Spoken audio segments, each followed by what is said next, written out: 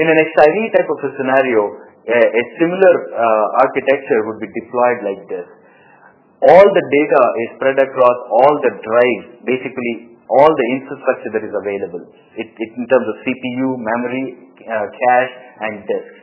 Each LUN you create is spread across all the drives.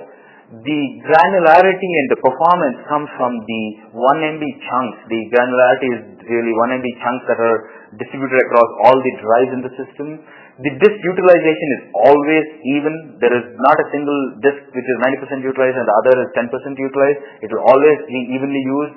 And there is no manual intervention. I don't need a person to sit here and say, I want this application, LUN, go sit on these few drives and things like that. This is the pseudo algorithm that is put on top of the hardware for us to make it extremely simple for the administrator. And this is what is actually the essence of the box. No tuning required, no hotspot. If the box can perform at a level, you don't have to go and say, I need this and this and this to get to this performance. It will deliver that performance no matter what. Also, when we talk about scalability, which we said that it's hard to kind of scalability is a challenge. In an XIV type of a scenario, as soon as you add hardware, distribution happens automatically. There is no manual intervention, no application downtime, no user to come and say that now I have to go and place this LUN and move it into this location because I had a performance challenge or I have to change the type of RAID. All that is taken away from the administrator, which makes it extremely simple from a management perspective, but it does not compromise performance. Going forward, if you add a new application, it basically again inserts itself and uses all the resources. It is not like something you have to buy additional drive and go and dedicate that hardware. So all this is done within the system, and again I'm going to reiterate this as much as possible that you don't have any application downtime, user intervention required for this. The last part of this is all what I kind of want to show is when there are failures. The XIV is kind of designed to have a full module failure, which is basically 12 drives can fail. The way it heals itself is it finds corresponding mirrors in the existing available drive and redistributes it automatically. If you look at this, it is actually something very similar to, from a design principle, we know that things will fail. So it is designed to fail and it's not built to not fail, which is what is the traditional architecture. That's why if you look at traditional architecture, you have two of everything and you cannot buy a single front end or a back end, and you have some limitations, because if something fails in an architecture like that, it is kind of panic until it comes back up. That's why you have this 4-hour and all that. For us, if a drive fails, nothing goes on, it automatically builds, it's not a major event. The second copy of data is built in the existing storage. We call it not hot spare dedicated, it is called hot space. So there is no physical drive dedicated for hot spare. It is available on all the drives, and that kind of makes it very different from a redundancy perspective as well as recovery. This is one of the reasons you can actually restore 1 terabyte drive in less than 30 minutes, which is kind of unheard in the industry, and we'll try and see if we can demonstrate this in our demo. Mirroring, replication. We have a lot of, again, this is part of the box. You don't have to pay as you grow, or it's not based on frame, or it's not based on the amount of data you're replicating. It comes with the box. You can replicate all the data whenever you want.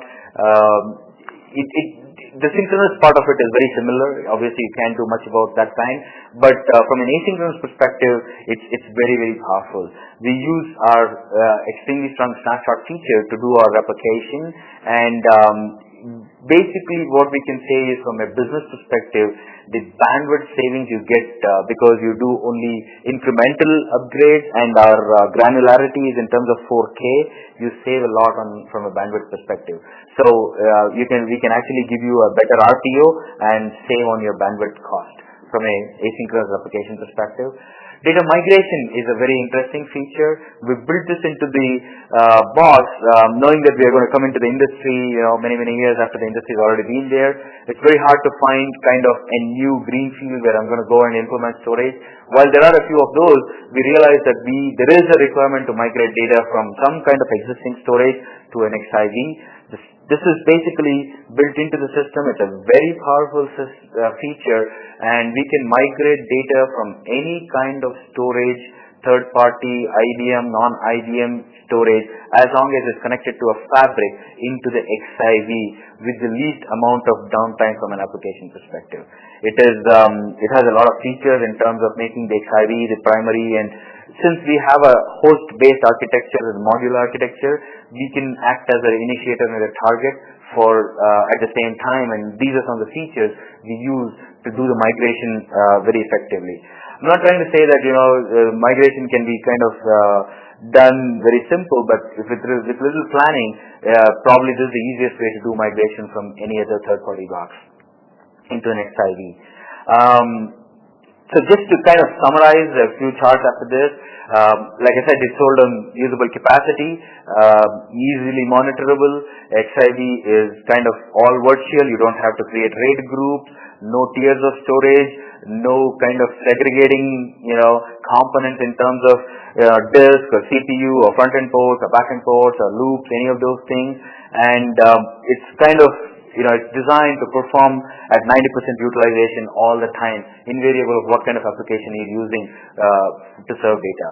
From a green perspective, I already mentioned, it uses way less space per terabyte.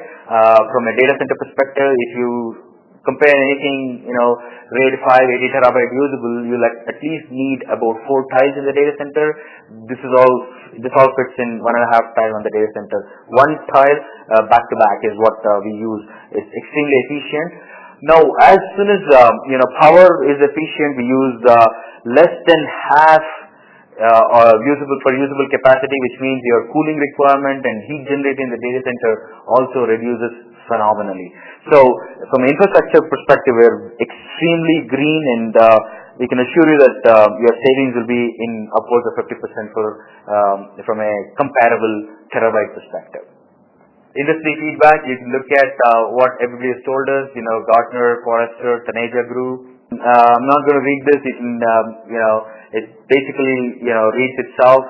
You've got some real good reviews. Some of them have also gone up and said that this is kind of the future of storage. Significant TCO from a business perspective. Short time to value, the ROI is very simple to calculate.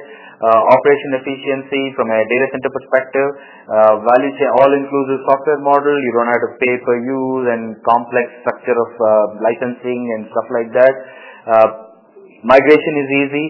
Incremental growth is kind of a physical activity of adding a box or a module into the system, and probably the best from a management perspective, you'll see the user interface. Please feel free to send us questions or ask us questions, and we'll be happy to come back and answer it, and set up a meeting and come and meet with you and get into the next level of depth on the technology.